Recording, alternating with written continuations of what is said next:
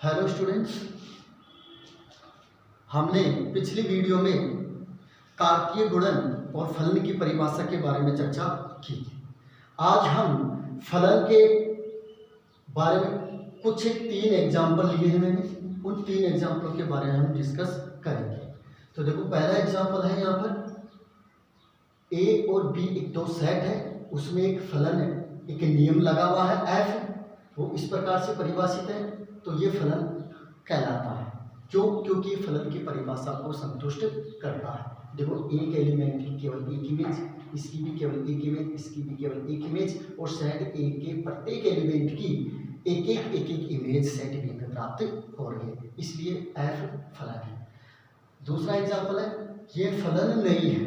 क्यों नहीं है?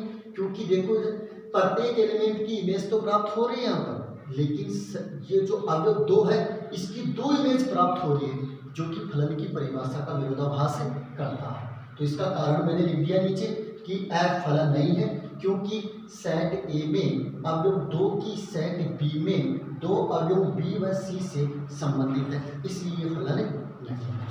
तीसरी बात देखो, यह भी एक फलन नहीं है। क्यों नहीं है?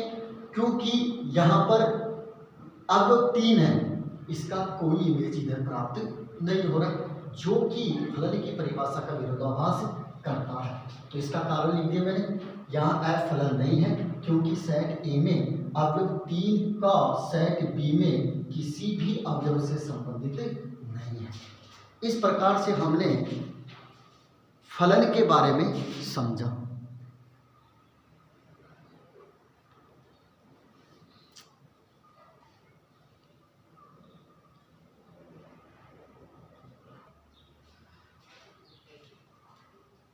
अब नेक्स्ट देखो, तत्समक फलन।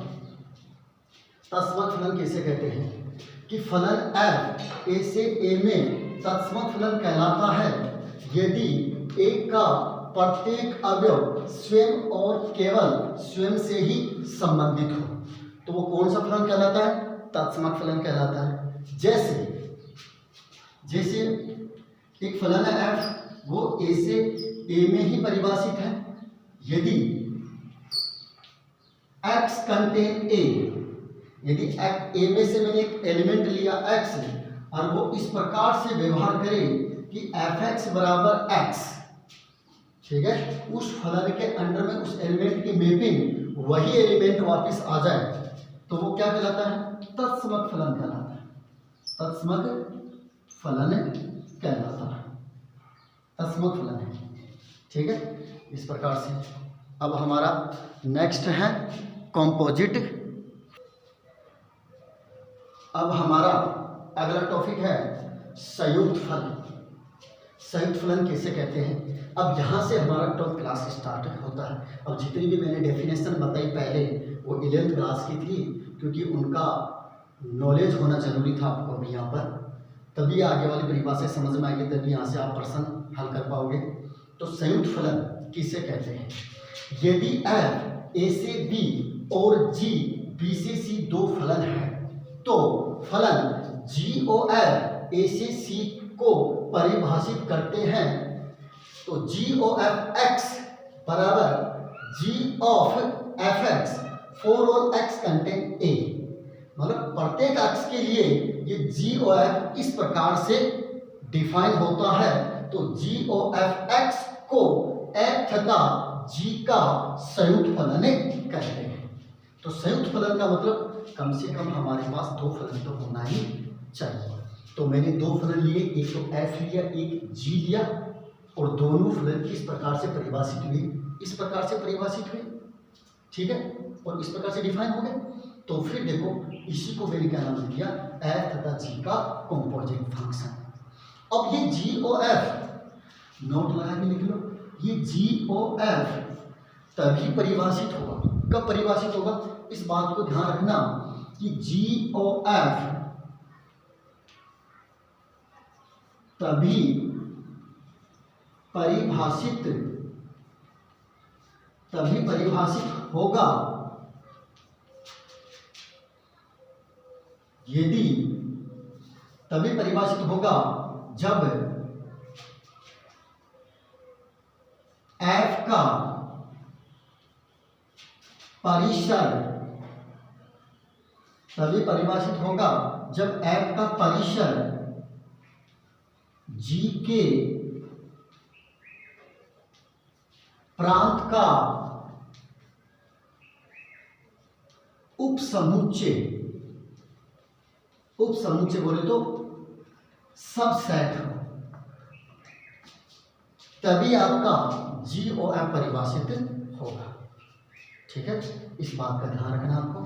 तो ये आपका कॉम्पोजिट फंक्शन। ठीक है, नेक्स्ट डेफिनेशन है हमारी, नेक्स्ट परिभाषा है हमारी, देखो प्रतिलोम फलन। प्रतिलोम फलन, देखो प्रतिलोम फलन की चर्चा करेंगे। प्रतिलोम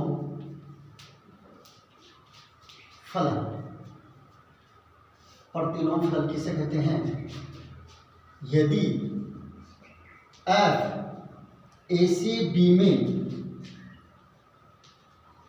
एकेकी आच्छादक हो तो एफ का प्रतिलोम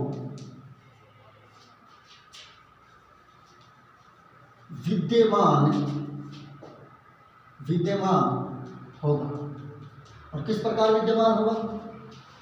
एफ इनवर्स बी से A, then implies F inverse B बराबर ए यदि और केवल यदि एफ ए बराबर बी, जहां